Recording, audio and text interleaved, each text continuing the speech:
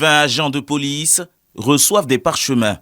Ils viennent d'achever une formation en gestion des frontières dans le cadre de la phase 2 du projet Gestion des frontières en Côte d'Ivoire, un programme financé par la Confédération suisse. L'objectif de cette formation, c'est renforcer les connaissances pratiques des agents de police afin de permettre de faire leurs tâches au point de passage frontalier mieux et plus performant.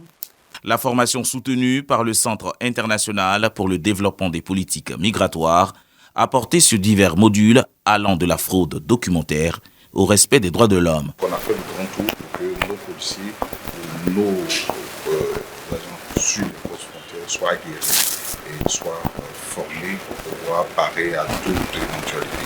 Le préfet de police du Sud Comoé soutient ce projet qui apporte davantage d'efficacité aux hommes aux frontières. Les frontières sont aujourd'hui des instruments de souveraineté et plusieurs conflits tirent leur source la mauvaise gestion des frontières. Et en formant la police nationale dans ce domaine-là, c'est donner l'opportunité à ces policiers-là d'être à même de lutter plus efficacement contre toutes ces infractions qu'on naissent à la mobilité humaine. Les bénéficiaires de cette formation en gestion des frontières sont issus des postes frontaliers de Noé, Tiapoum Frambo, Niablé, Adiaké et Assini Mafia.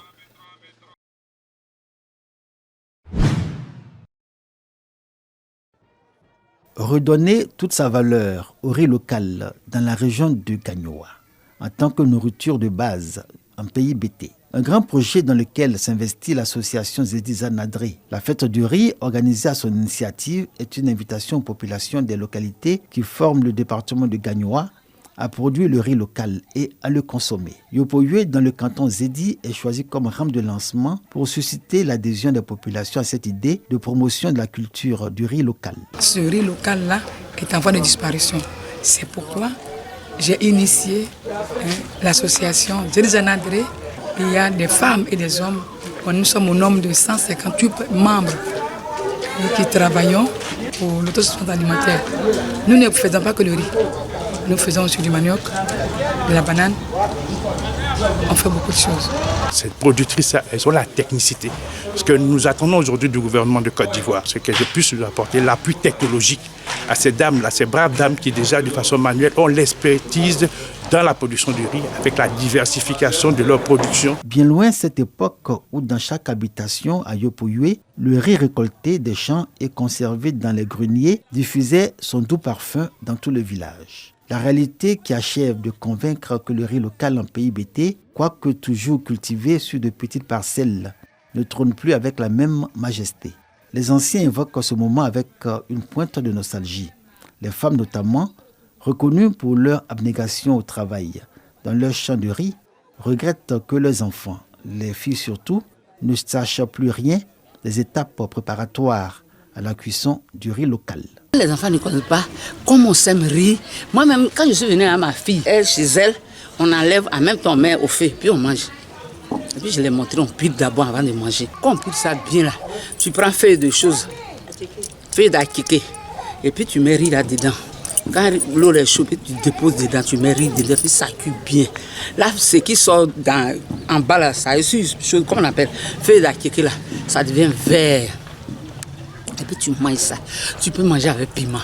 Tu peux piler avec piment. Tu manges avec ça là. Toi-même tu es d'accord.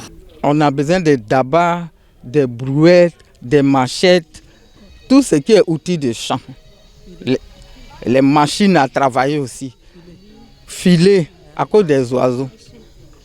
Des bottes. En pays BT, la préparation du riz local dans toutes ses variétés est tout un art. Démonstration en a été faite par les femmes de Yopoyue à l'occasion de la fête dédiée à cette céréale. Ce sont des femmes enthousiastes et mobilisées qui, au sein de leur association Zedi Zanadré, prennent l'engagement de produire du riz de chez elles avec l'espoir qu'elles reçoivent le soutien toujours exprimé en termes d'intrants, matériel, équipement de production. Zedi Zanadré, dans sa dynamique, veut relever le double pari de la valorisation du riz BT et de l'autosuffisance en riz. Préoccupation du gouvernement dont la politique est conduite par l'ADERI. L'Agence pour le développement de la filière riz marque son adhésion au projet de révalorisation du riz local en voie de disparition en pays BT. Au niveau de la Côte d'Ivoire, nous avons plusieurs variétés. Nous avons des variétés traditionnelles et des variétés améliorées. Le Centre national de recherche agronomique de la Côte d'Ivoire, le CNRA, a mis au point plusieurs variétés qui pourront permettre à nos paysans d'avoir un bon rendement tout améliorer leurs revenus.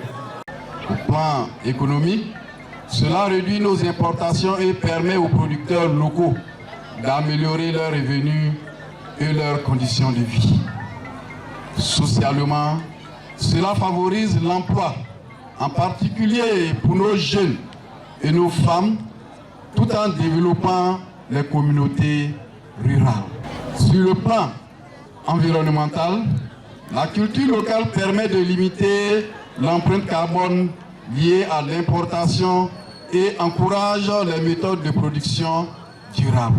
Les autorités locales et les partenaires au développement doivent jouer pleinement leur rôle pour accompagner les producteurs à travers un soutien.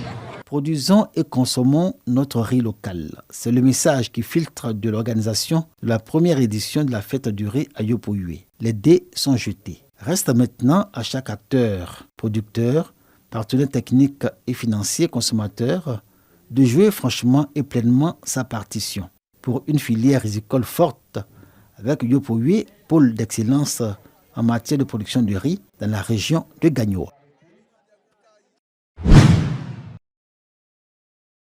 L'objectif principal de Folklorama s'inscrit dans une démarche scientifique. Collecter et digitaliser les trésors culturels ivoiriens. Il s'agit de faire de la Côte d'Ivoire une terre d'art, de culture et de tourisme.